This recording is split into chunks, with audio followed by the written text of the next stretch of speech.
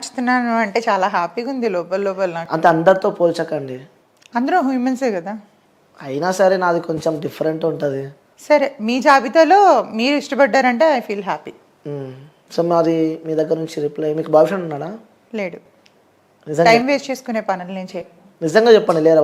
100% prove చేస్తే మీకు ఏం కావాలంటే అది నేను అంతే అంట. అంతే 100%. ఓకే. సో ఎలాంటి క్వాలిటీస్ ఉన్న అబ్బాయి కావాలనుకుంటున్నారు? అసలు నాకు అబ్బాయే వద్దు, క్వాలిటీస్ ఎందుకు ఇంకా.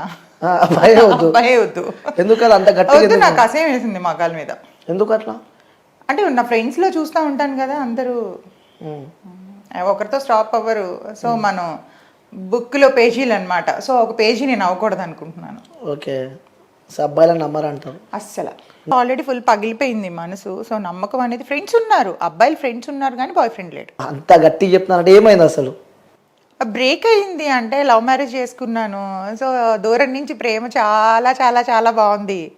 దగ్గరికి వెళ్ళిన తర్వాత అది ఎంతంటే అందరూ అంటారు కదా పగిలిపోయిన గాజు అది ఇది అని చెప్పి, దానికి మించి అన్నమాట. ఓకే.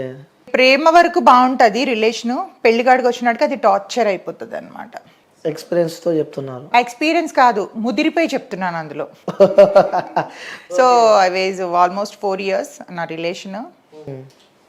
4 years relation. 4 years రిలేషన్లో చాలా చాలా చాలా చాలా చాలా పడి సూసైడ్ వరకు వెళ్ళి, ఓకే ఇంకొద్దు అమ్మ మగవాళ్ళు అంతా ఇలానే ఉంటారు అన్న ఒక పిచ్చి భ్రమతో ఫుల్ ఫిక్స్ అయిపోయాను. ఓకే. ఏం జరిగింది బ్రేకప్ కావడానికి రీజన్? బ్రేకప్ అంటే అదే అంటున్నాను, ప్రేమలో ఉండేటప్పుడు యాక్చువల్గా ఏంటంటే దట్స్ కాల్ నాట్ లవ్ అని కూడా నేను అన్నాను. అదొక అట్రాక్షన్ అనమాట. వాళ్ళు మనకి అది ఫస్ట్లో కేరింగ్లా ఉంటుంది. ఆఫ్టర్ పోను పోను పోను ఏంటి ఎవరితో మాట్లాడనీయట్లేదు, ఫ్రెండ్స్ని కలవనీయట్లేదు, బయటకు దట్టు ఇండస్ట్రీ అమ్మాయిలకి 90% వరకు పెళ్ళిళ్ళే వేస్ట్ అని నేనంట. ఇండస్ట్రీలోకి వచ్చాము అంటే ఒక ముద్ర వేసేస్తారు మనకి. సో అది ఎంత కరెక్ట్గా ఉన్నా, ఎంత తిరిగిపోతాలకి అంతే వేస్తారు, తిరగలేని వాళ్ళకి కూడా అదే ముద్ర ఉంటుంది. సో సినిమా అనేసరికి వాడితో ఉండొచ్చావా, వీడితో ఉండొచ్చావా, అక్కడ చేతులేసి పట్టుకుంటారు, ఇక్కడ చేతులేసి పట్టుకుంటారు అని దట్స్ కాల్ యాక్టింగ్ అని అంటే టచ్ అయితే అవుతుంది కదా. సో అప్పుడు టచ్ అయినట్టు ఏం ఫీల్స్ రావా, వచ్చినప్పుడు ఏం చేస్తావు అంటే ఇట్లాంటి మెంటల్ టార్చర్ అనమాట లేకుండా. అలాంటివి మీరు అనుభవించారు? అనుభవించారు. First I was starting my life in modelling. Okay. చూస్తేనే అర్థం. ఫస్ట్లో మోడల్ అనమాట. సో ఆ మోడలింగ్ పోను కొన్నాళ్ళు స్టాప్ చేసేసాను అనమాట, మా బ్రదర్ వద్దన్నారని. తర్వాత నేను మూవీస్లోకి ఫస్ట్ నేను దూరదర్శన్ సీరియల్ చేశాను. ఓకే. దూరదర్శన్ ఫస్ట్ 10 years అవుతుంది ఇండస్ట్రీకి వచ్చి. 10 years. సో ఏవేవి చేశారు అందులో? ఫస్ట్ నేను సీరియల్ చేశాను, తర్వాత మా టీవీలో, ఈటీవీలో అత్తారింటికి దారేది అని ఆల్మోస్ట్ ఒక 1 year దాకా చేశాను ఆ సీరియల్. ఓకే. నేను శిరీష, బెంగళూరు ఒక అమ్మాయి చేసేది, ఆల్మోస్ట్ నాలానే ఉంటుంది తను, నేను ఒకలానే ఉంటాం. తను మెయిన్ లీడు, నేను సపోర్టింగ్ రోల్ అనమాట అందులో, ఒక విలన్కి వైఫ్. ఓకే. అందులో సో సీరియల్స్ చేశారు, మూవీస్ చేశారు? సీరియల్స్, మూవీస్, కొన్ని యాడ్స్ కూడా చేశాను. ఒక మిర్చి యాడ్ ఒకటి చేశాను, ఇప్పుడు కాదు 2016లో.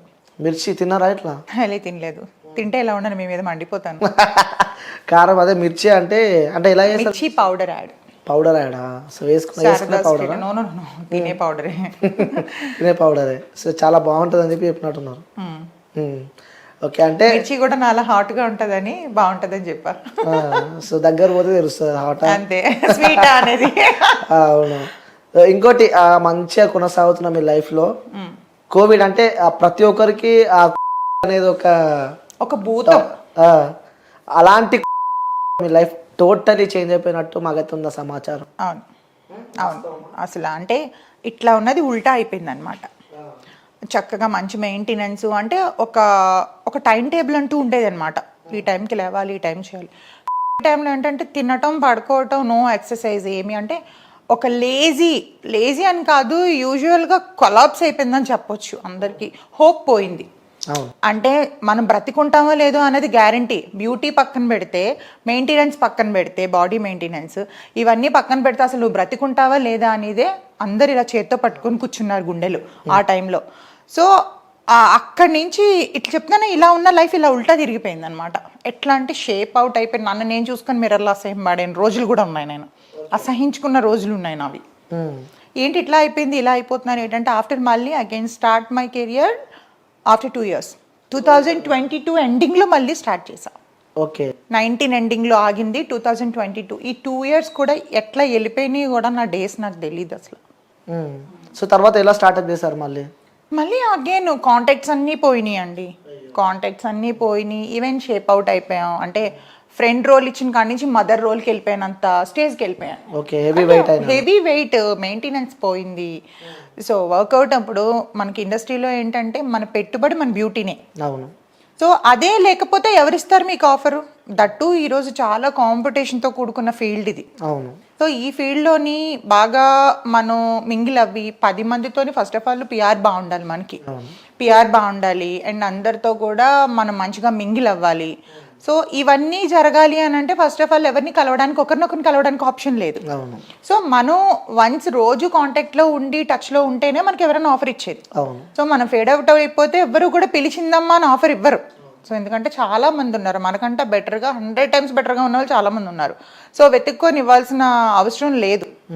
సో అట్లాగా మొత్తం 2 years వేస్ట్ అయిపోయింది. అగైన్ మళ్ళీ స్టార్ట్ చేసి ఇప్పుడు మళ్ళీ వస్తున్నాయి. ఓకే, మళ్ళీ వస్తున్నారు, మళ్ళీ ఎంటర్ అయినా. యా. ఆ 2 years మీకు ఏం నేర్పించింది? ఆ టైంలో ఏం నేర్పించింది అని అంటే ఎక్కడో ఏదో చిన్న పుణ్యం చేసాం బతుకున్నాం అనిపించింది.